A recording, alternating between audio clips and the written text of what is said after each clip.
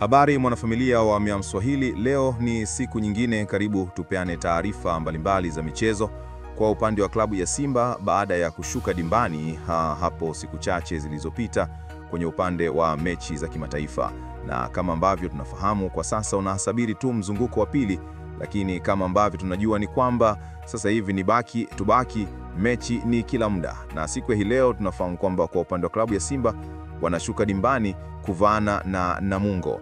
Hii ni moja ya mechi ambayo itakuwa ni nzuri, na mechi hii inachezwa majira ya saa 2:15 za usiku kwenye dimba la Benjamin William Mkapa. Siku ya hii leo kwenye upande wa benchi sio tena Ahmed Morocco kama ambavyo tuliweza kuona kwenye mechi iliyopita. Kwa mechi ya siku ya hii leo ni kwa upande wa Selemani Matola ambaye anasimama kwenye benchi la ufundi kusimamia na kuweza kutazama ni kipi haswa ambacho kwa upande wa klabu wanahitaji. Ni alama 3 tu ndizo ambazo zinahitajika, na tayari ninacho kikosi hapo kwa upande wa klabu ya Simba ambacho kinashuka dimbani kuvaana na Namungo. Kabla sija kwenda kukutazamia kikosi, nikukumbushe tu kwamba hapa ni Miam Swahili ambayo uweze kusubscribe, basi nikombe subscribe ili tuwe pamoja siku zote. Mimi naitwa Mea. Karibu tuweze kuangazia kikosi kwa upande wa Simba dhidi ya Namungo. Kwa upande wa goalkeeper yupo Yakubu Suleiman, ni goalkeeper ambaye anakuja juu zaidi kutokana na ujasiri wake mkubwa. Kwa upande wa klabu ya Simba walianza kumsajili kutoka ndani ya JKT Tanzania, na huu ni mchezo wake wa kwanza kwenye ligi kuu Tanzania bara. Mechi iliyopita tulikuwa na namna ambavyo aliweza kucheza vizuri kwenye upande wa mechi ya kimataifa. Kwa sasa anapata nafasi kwenye upande wa mechi ya ligi. Hivyo kwa upande wa mwalimu Selemani Matola atakuwa anataka kumtazama zaidi kama ni chaguo la kuaminika ndani ya kikosi hicho kulingana na kipaji ambacho alichonacho na ambacho alikionyesha kwenye mechi zilizopita. Hivyo ndivyo mambo yatavyokuwa. Lakini pia kwenye upande wa beki ya pembeni kulia yupo Shomari Kapombe. Huyu ni kiongozi lakini pia ni nahodha ndani ya klabu. Amejulikana zaidi ambavyo amekuwa akipendwa zaidi. Kwa upande wa mwalimu Selemani Matola atakuwa akimhitaji Shomari Kapombe kuongeza mashambulizi zaidi kupitia kwenye eneo la pembeni kulia.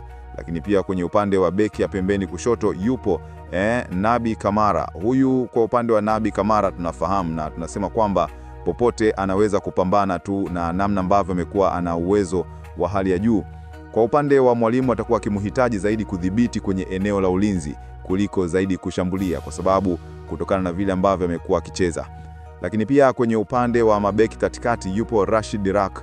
Huyu ni beki ambaye amekuwa na uwezo wa hali ya juu tangu ametua Msimbazi.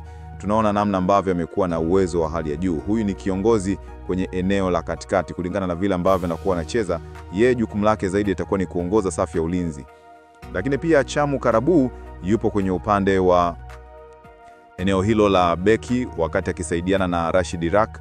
Kwa upande wa Chamu tunafahamu yeye ni mzuri zaidi kwenye kufanya tackling, lakini pia kwa upande wa kocha atakuwa akimhitaji yeye ndo kuwa karibu zaidi ya ushambuliaji kuliko Rashid Rak, kwa sababu Rashid ni mzuri zaidi, hata akiwa mwishoni amekuwa na uwezo huo.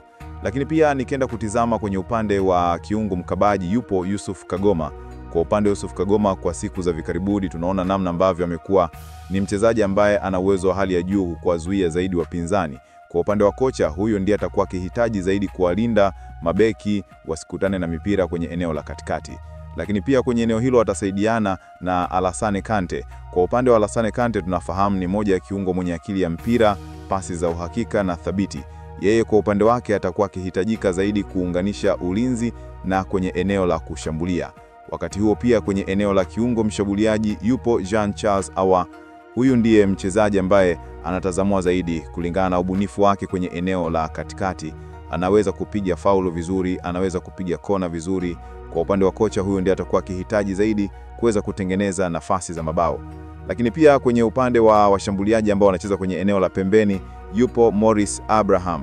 Yani huyu ni winga wa kulia, ni kijana chipukizi ambaye tayari ameonyesha uwezo wake, ameonyesha kwamba ni mchezaji ambaye ni thabiti zaidi. Kwa upande wa kocha anaendelea kumpa nafasi kwa ajili ya kuendelea kuonyesha uwezo wake kwa ajili ya kuvunja pia ngome ya Namungo.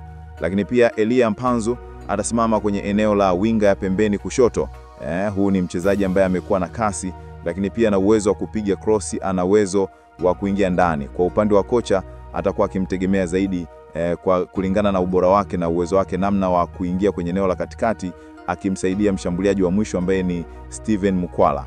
Huyu ndiye atakayekuwa anasimama. Huyu ni nasema kwamba yeye atakuwa anasimama kwenye eneo la katikati kwa ajili ya kusubiri kupigiwa krosi na Morris Abraham pamoja na Eli Mpanzu ili kupatikana kwa magoli.